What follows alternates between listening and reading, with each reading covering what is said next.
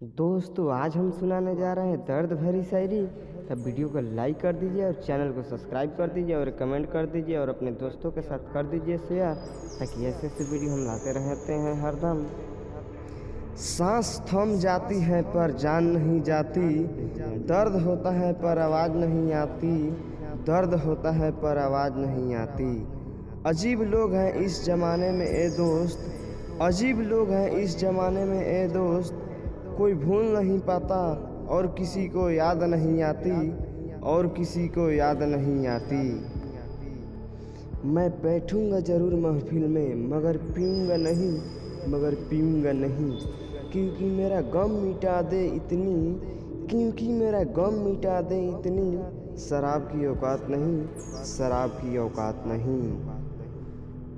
बिछड़ कर आपसे हमको खुशी अच्छी नहीं लगती, लम्बों पर ये बनावट की हंसी अच्छी नहीं लगती, लम्बों पर बनावट की हंसी अच्छी नहीं लगती।